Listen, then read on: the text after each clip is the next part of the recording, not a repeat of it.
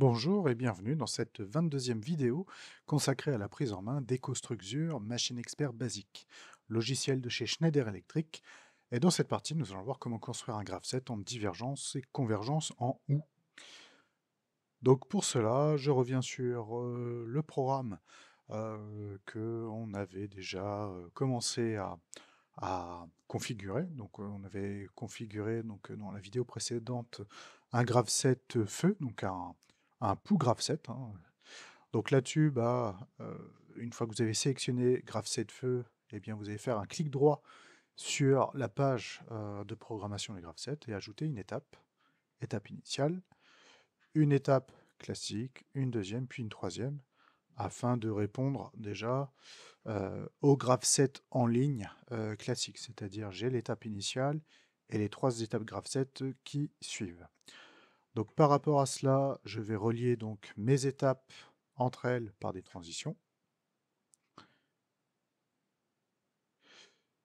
afin qu'on puisse les retrouver. Donc je renomme donc les étapes. Donc étape initiale, l'étape 2, eh bien c'est on va l'appeler feu rouge. L'étape 3, feu vert. Et l'étape 4, feu orange. Erreur de frappe, voilà. Ensuite, eh bien, je vais pouvoir placer donc en parallèle donc une nouvelle étape. Et donc cette nouvelle étape, en fait, va me servir à faire le feu orange clignotant.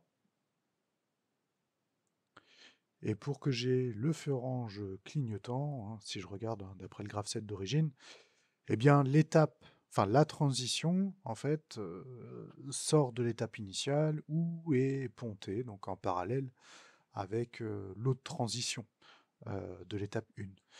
Donc là, c'est ce qu'on va essayer de faire. Donc sur le logiciel, donc je pars de mon étape 5. Et là, si je me mets sur la transition, en fait, ça va la mettre en divergence en et. Par contre, si je me mets sous l'étape initiale directement, je suis bien en divergence en ou. Donc différence entre ça et ça. Donc en faisant ça, au moins, je vais avoir ma transition là, TR5, qui sera active. Et puis pour faire la convergence, donc sous cette étape 10, il va falloir que j'aille en parallèle avec la dernière transition ici sous l'étape 3. Ou alors, ce qu'on peut dire aussi, c'est que cette étape, enfin cette transition, elle peut aussi être mise en parallèle avec l'étape initiale. C'est ce que nous on va faire en fait. Parce que de là à aller ici en parallèle, c'est pas possible. Enfin, c'est possible, mais c'est juste que ça va me faire une convergence en et. Moi, c'est pas ce que je recherche. Moi, je veux faire une convergence en ou, donc je vais être obligé d'aller sur l'étape initiale.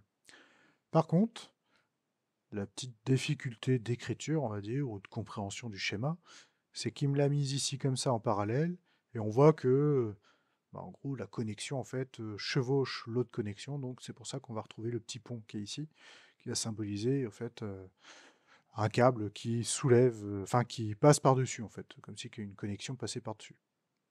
Donc voilà, après, c'est juste que c'est pas vraiment la même représentation. Après, c'est un souci de compréhension, hein, tout simplement. Ensuite, eh bien, je vais aller dans l'onglet outils et je vais aller déclarer donc mes étapes graph en tant que symbole.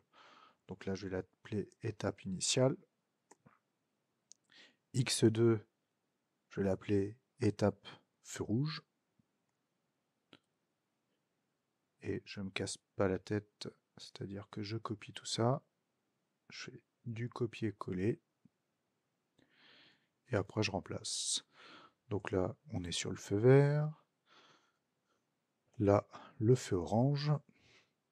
Et là, on est sur l'orange, mais clignotant. Donc ça va m'aider aussi hein, quand je vais programmer mes étapes dans mon programme. Ensuite, je reviens sur le sous-onglet tâches. Alors oui, pardon, j'ai oublié d'enregistrer. Et je vais déclarer l'activation de mes étapes en fait.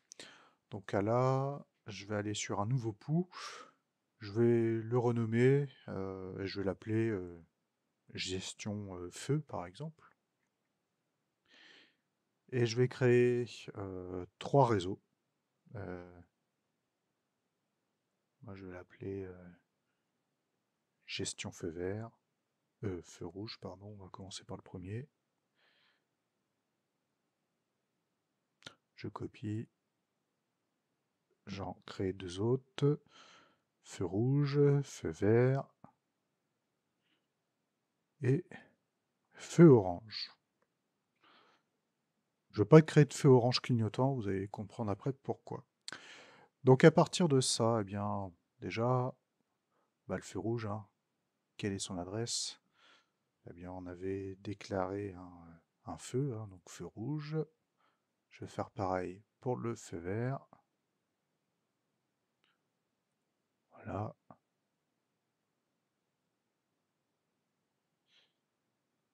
Et feu orange. Voilà. Si je reprends le graphe 7, qu'est-ce qui active en fait le feu rouge? Dans le graphe 7, hein, le feu rouge, c'est l'étape 1. Alors, c'est juste que moi, dans le graphe 7, du coup, les étapes 1, 2, 3, 4 et 5 ont été décalées. Donc moi, ce sera plutôt l'étape 2 hein, qui va déclarer le feu rouge.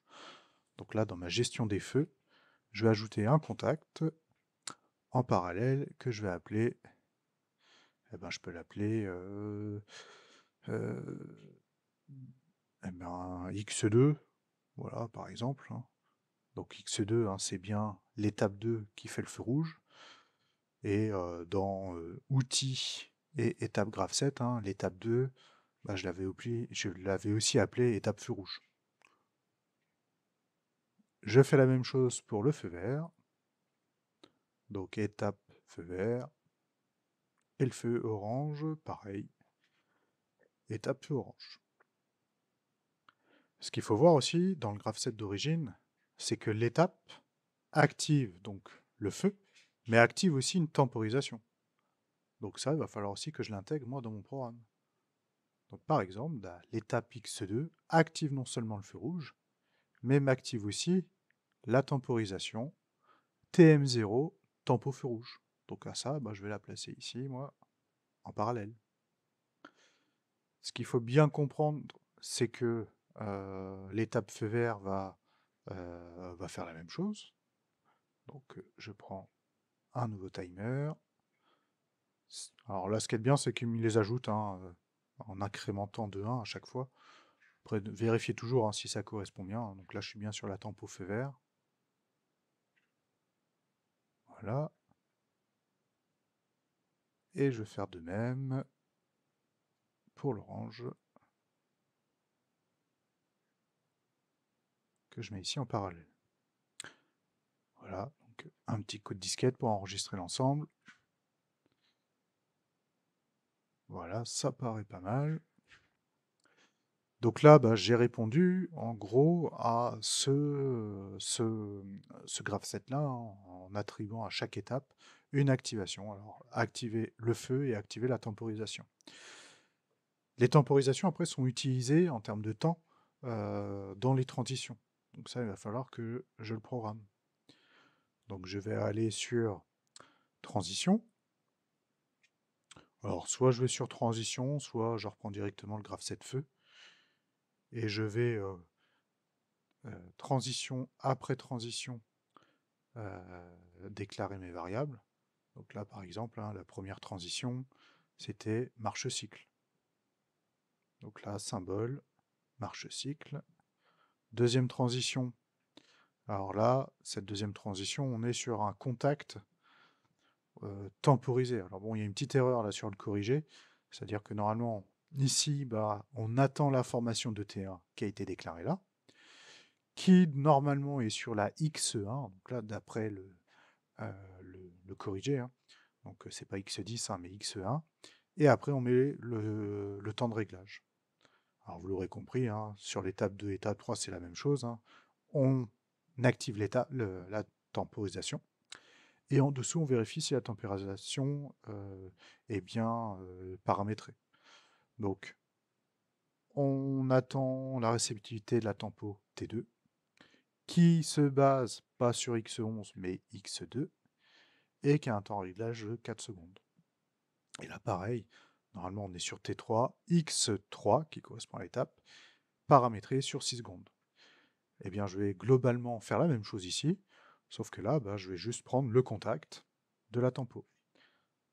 Donc, TM0.Q, c'est bien le contact temporisé du feu rouge. Grosso modo, l'étape 2, qu'est-ce qu'elle fait l'étape 2? Eh bien, elle active la tempo, et le contact Q ici que j'ai virtualisé, eh bien, il va me servir à activer, à valider la deuxième transition qui est ici, pour passer à l'étape 3. Ensuite, je fais la même chose ici. Contact temporisé, pourcentage TM 1.Q. Ici, je vais faire pareil. TM 2.Q.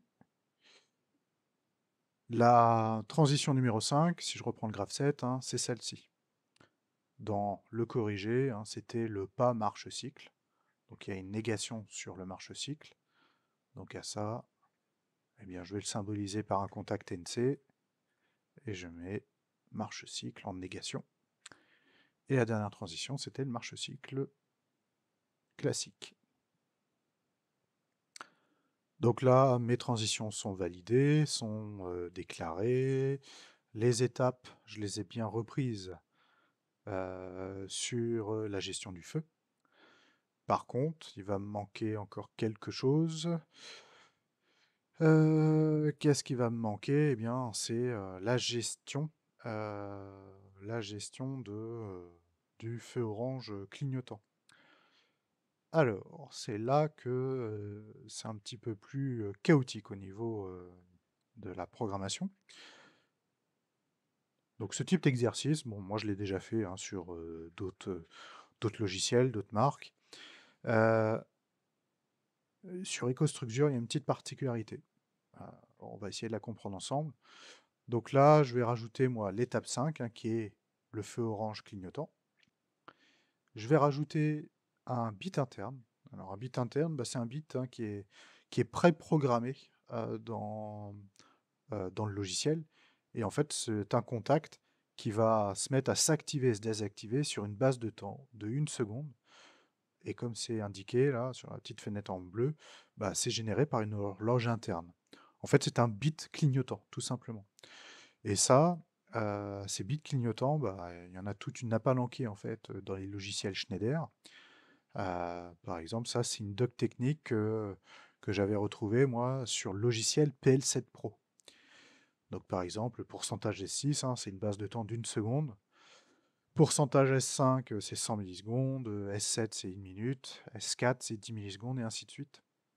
Donc ça, c'est les bits internes qu'on peut utiliser dans les logiciels Schneider. PL7 Pro, Unity Pro et du coup EcoStruxure. La seule chose, c'est que ce type de TP avec le feu rouge, le feu de circulation, je l'ai déjà fait maintes et maintes fois sur d'autres marques. Et à chaque fois, je fais ce type de programmation. Grosso modo, quand on va passer en mode graph 7 feu orange clignotant, donc on va désactiver le marche-cycle. Qu'est-ce que ça voudra dire? C'est l'étape 5 qui va prendre le relais. Et qu'est-ce que ça veut dire? L'étape 5 va s'activer. Ici, ça va clignoter. Donc en gros, l'information ici va clignoter pour aller jusqu'au feu orange. Ça fonctionne sur plein d'autres marques, ça fonctionne sur plein d'autres logiciels antérieurs à EcoStruxure. Et là, je vais avoir un problème. Au moment où je veux me connecter, donc là j'arrête le simulateur, mais là je me connecte directement à l'automate. Et là il me dit que y a un problème de compilation, fenêtre de message de programmation. Donc là il me propose de consulter ça. Et en plus là dans mon programme, là, vous voyez j'ai un rond rouge avec la croix blanche, donc ça symbolise rien de bon. Et il me dit impossible de compiler le programme par schéma à contact, essayez de simplifier le réseau. Alors j'ai essayé en long, en large, en travers pour simplifier ça. J'ai pas réussi à simplifier quelque chose qui était déjà simple. Alors il y a possibilité de le construire différemment. Après, j'appelle pas forcément ça le simplifier. On verra dans d'autres vidéos, mais on peut ajouter des bits internes qui vont faire office de contact de relais, de relayage. Et pour moi, c'est pas ce qui simplifie forcément les choses. Donc là, bah, ça ne marche pas. C'est impossible de lancer le cycle. Par contre, ce que j'ai fait, bah, c'est de passer directement ici en parallèle. Et alors là, peut-être que c'est l'aléa du direct. Peut-être que ça va pas fonctionner. Mais quand j'avais fait mes essais, bah, ça avait l'air de marcher. Donc là, pareil, je me reconnecte. Voilà. Par magie, je n'ai plus de message de défaut. OK. Je charge ça vers l'automate. Bah, oui, quoique je ne vais même pas le charger vers l'automate, hein, je continue de me mettre en simulateur. Mais même en simulateur, hein, tout à l'heure, hein, j'aurais eu une erreur, hein. Donc c'est pour vous dire que c'est quand même assez particulier. Donc là, bah, j'ai pas le run, donc il faut être en run clignotant. Alors attendez que je me mette quand même sur le graph 7. Voilà, je me mets en run, hop. Donc là, je suis bien sur l'étape 5, et là, qu'est-ce que je vois? Eh ben, mon étape ici est bien enfin, me fait bien clignoter le bit numéro 2. Bit numéro 2 qui correspond au feu orange clignotant, hein, donc qui est ici. Donc là, on voit bien que l'étape 5 est active, et elle vient faire clignoter mon feu orange.